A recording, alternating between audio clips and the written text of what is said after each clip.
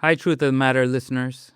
I'm Naveen Girishankar, president of the CSIS Economic Security and Technology Department and the host of CSIS's newest podcast, Betting on America, where we explore the global technology race and what it'll take for the United States to come out on top.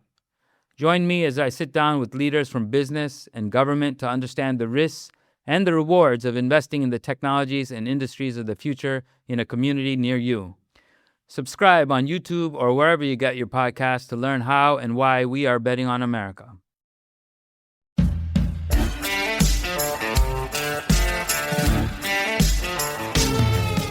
I'm Andrew Schwartz, and you're listening to The Truth of the Matter, a podcast by CSIS where we break down the top policy issues of the day and talk with the people that can help us best understand what's really going on.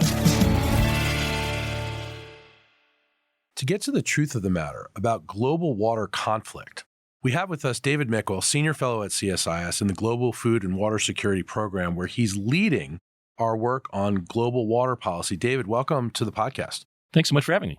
So you've been working on water security risks, natural resource management, environmental governance for over 2 decades. You came to CSIS to head up the Global Food and Water Security Program's project on water security. It's a unique effort in the think tank space that, we've really dedicated some smart policy people to, yourself leading it, addressing the challenges that water insecurity poses to U.S. geopolitical and economic interests. Can you tell us what you guys have been up to? Sure. So I probably don't need to persuade you that water is a vitally important issue. That you don't. Many of your listeners probably right now have a water bottle within arm's reach at the office or at the gym. But often we take water resources for granted, at least in the industrialized world, that we have water access 24/7 right coming from the tap. But many countries and many communities around the world do not have the same access to water resources that we do. And yet water is essential to global society, global economies, to growing food, to producing energy, for cooking, for drinking, cultural uses. And yet water resources around the world are increasingly under stress, that 40% of the world's labor force works in fields that are critically dependent on water resources, agriculture, mining, fisheries. By some estimates, water resources, water ecosystems account for $58 trillion a year in economic $58 trillion a year in economic value. That's equivalent to 60% of global GDP. And yet, water resources, water infrastructure, water access are unevenly distributed around the world. Globally, in 2022, 3.5 billion people lacked access to safely managed sanitation, 2.2 billion people lacked access to safely managed drinking water, and anywhere from 2 to 3 billion people lived in areas of the globe where their total water withdrawals, their net withdrawals, surpassed the renewable available resources for 4 to 6 months out of the year, and 500 million people live in places where withdrawals exceed renewable resources all year round. Those are some startling numbers, and now I really understand why you have a new podcast that's called Hidden Depths, Global Water Conflict and Cooperation, Water as a Conflict Trigger, Weapon, and Casualty. First, tell me about the podcast, but then I want to talk about different types of ways waters can be weaponized. Absolutely. So Hidden Depths is a podcast miniseries, 6 episodes. We talk with journalists, policy analysts, and practitioners about the dynamics of water conflict, but also the possibilities for water cooperation, the tools of water diplomacy. And the podcast format really allows us to have a conversation with other experts to bring multiple perspectives on these issues. Okay, so let's talk about some of the ways waters can be weaponized.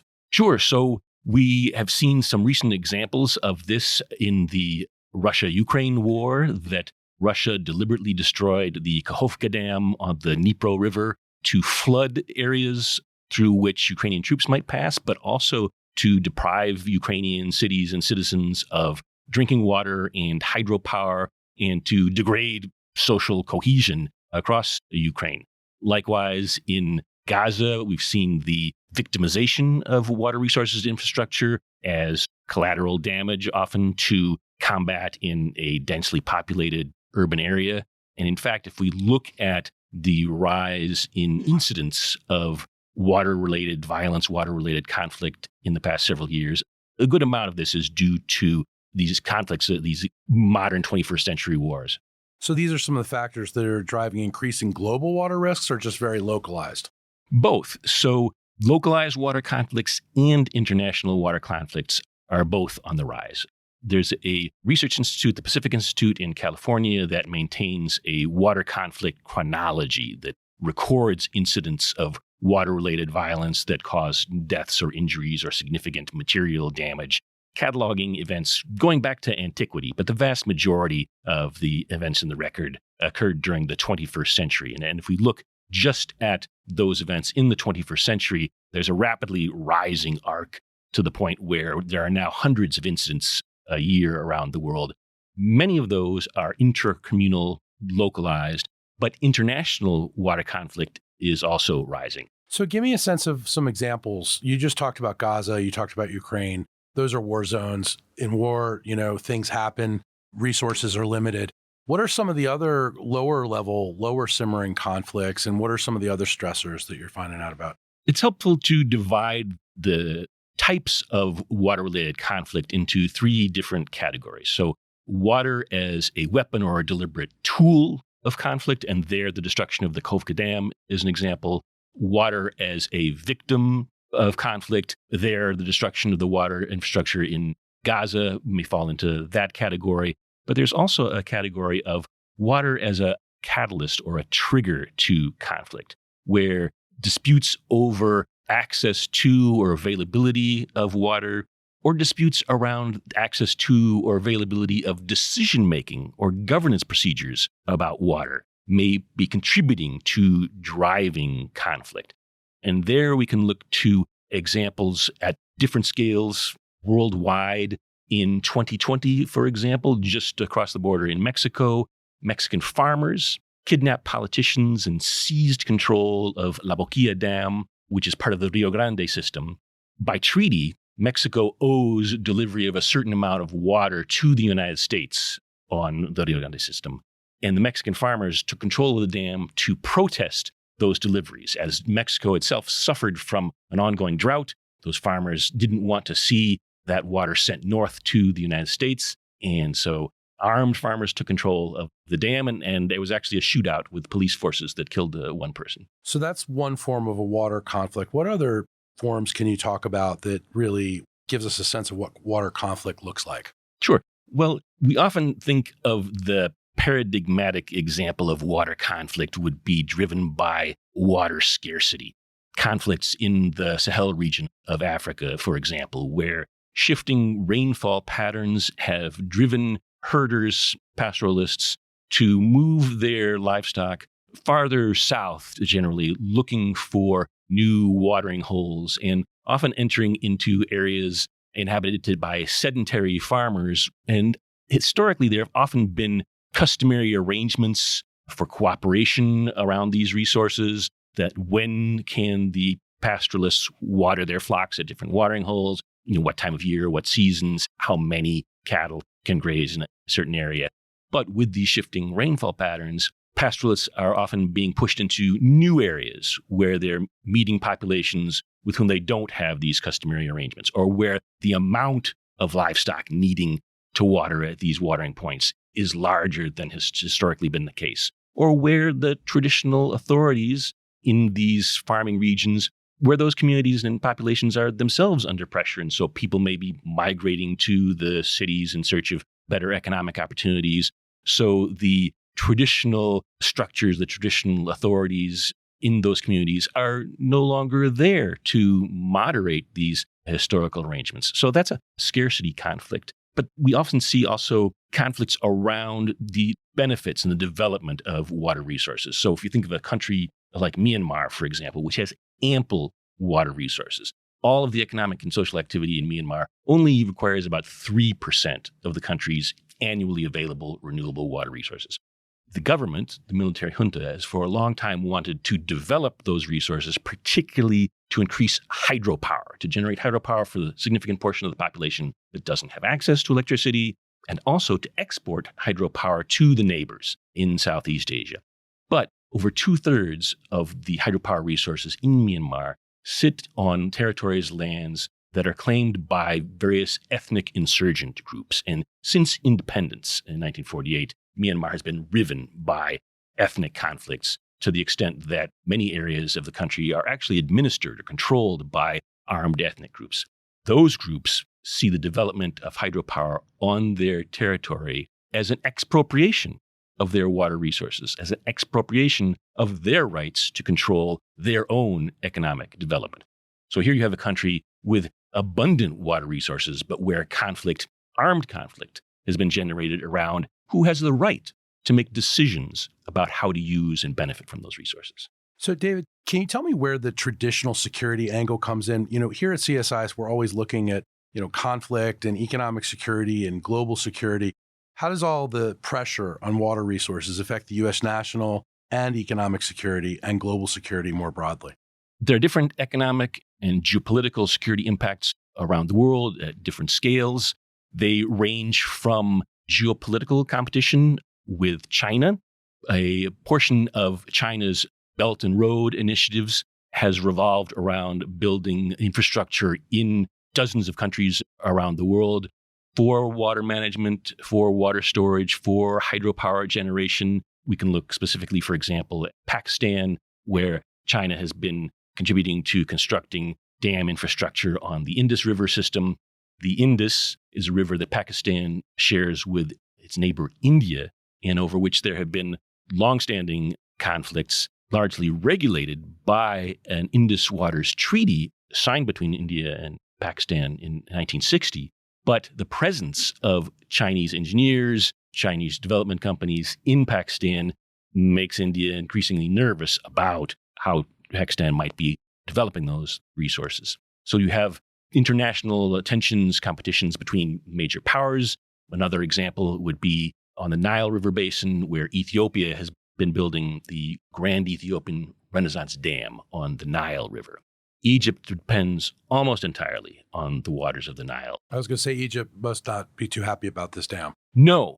As Ethiopia has completed construction of this dam and then begun to fill the reservoir, Egypt's concern has been that Egypt relies on the Nile for 95% of its water resources. Over 80% of the water in the Nile River first falls as rain on the Ethiopian plateau. So the majority of the water that reaches Egypt on the Nile is actually coming from the Ethiopian highlands. And Ethiopia has built this dam, the Grand Ethiopian Renaissance Dam, just south of the border with Sudan. So that dam is in a position to capture and regulate a significant amount of the flow of the Nile, and that is Egypt's concern. And you can see where that would be rife for conflict, because a resource that Egypt's counted on forever, literally forever, is now being, trifled with by another country in Africa. Yeah, and that's one of the dynamics, one of the pathways of water conflict that we see is what you might call water security dilemmas, where one country or one community institutes policies, take measures to enhance its own water security, to enhance its own development of water resources. And Ethiopia is an example of that drive. The Grand Ethiopian Renaissance Dam is designed to provide hydropower, electricity, to a population that lacks access to electricity. And like the case of Myanmar in Southeast Asia, Ethiopia also foresees selling electricity, selling hydropower to the neighbors, becoming a battery of Africa in a way. But these very measures that Ethiopia takes to develop its water resources, to enhance its own water security, are seen to compromise the water security of a downstream country, because that infrastructure, whether Ethiopia intends or not, creates the capacity potentially to retain water in the reservoirs or regulate the flow of water downstream. Or you can imagine that the flow through that hydropower facility may come to depend on the markets for hydropower, that in order to meet demand at certain times of the year, et cetera, that's when Ethiopia will release water to turn the turbines. But at other times, if Ethiopia is concerned, for example, about rising droughts in the region, or if Ethiopia were to decide to try and use those waters for irrigation of its croplands, for example, that those alternate demands on the Nile's waters could interfere with flows reaching Egypt downstream, or so Egypt worries. So we've talked about some of the risks. We've talked about some of the ramifications of violent water conflicts for countries affected and communities affected. What are some of the ways that the world can, try to ease these conflicts, to try to mitigate them? Well, there are a number of steps and measures that could be taken that range from technological innovations to more sustainable water practices, to reforms to policies or practices that we are now engaged in that are unsuited or counterproductive or distortionary to the way that we are using and managing our water resources. So there are, for example, $320 billion worth of subsidies around the world in the water sector to water management, water infrastructure. And subsidies can be, if they are correctly formulated and targeted, they can be important measures for managing the development of water resources. But in the water sector, unfortunately, that's very often not the case. That the vast majority of water subsidies around the world do not reach the poorest, most disfavored populations, but in fact go to the richest half of populations. So reforming water subsidies could be both a financial resource for better targeting funds to needed water infrastructure development. And in fact, the World Bank estimates that in order to meet the sustainable development goals, and there is a sustainable development goal to achieve a level of water security for all around the world, safely managed drinking water, safely managed sanitation for all by 2030. To reach that goal, the World Bank thinks we need $7 trillion worth of investment by 2030. So in addition to the $58 trillion that's spent every year, again, 60% of global GDP, there needs to be another $7 trillion spent to address these issues. Well, the $58 trillion is not an expenditure. It's the value. It's the worth of all of the goods and services, so to speak, that we receive from water and water ecosystems. Right. So that's the direct value of, drinking water and water for agriculture, irrigation, hydropower production, but also the value of water ecosystems to, for example, dilute the pollution from our households and industries, which itself has an economic value. But we need to reform the way we fund water management, and we also need to apply tools and technologies that we already have. So on the end of the spectrum of new developments or evolving technologies, we can think of, for example, machine learning and artificial intelligence, which give us tremendous possibilities to increase the accuracy of the models that we use to predict weather patterns and thereby to help farmers make decisions about when to sow their crops or what crops to sow or when to harvest, et cetera. But not all innovations need to be whiz-bang scientific novelties. That solutions such as rainwater banking or rainwater harvesting, it's sometimes called, where we take advantage of natural flows or stormwater and direct those flows into groundwater aquifers to bank them to be available for later use. Or the reforms and policies that we might think of as being outside of the water sector. So the largest user of water is food production, is the agricultural sector. Around the world, about 70% of all the water that we take out of our rivers, lakes, and streams goes to irrigation for agricultural crops. In some countries, it's much higher, 90%, 95% in many countries of the global south. But much of the food that is grown with this water, 30%, by some estimates globally, 30% of the food we produce is wasted, either somewhere in the supply chain or when it reaches our plate and we don't consume it or we throw it out because aesthetic reasons or because the eat-by date has passed. But wasted food is wasted water. So if we managed our food supply chains more effectively, more efficiently, that would conserve water and thereby relieve some of the pressure on our water resources that is driving those potential areas of friction or competition between sectors, or is driving competition and frictions about decision-making. Because if the resource is less strained, if the resource is more available and more abundant, then that creates a margin for maneuver, that creates space for managing resource competition between sectors or disputes about how to govern and manage the resource.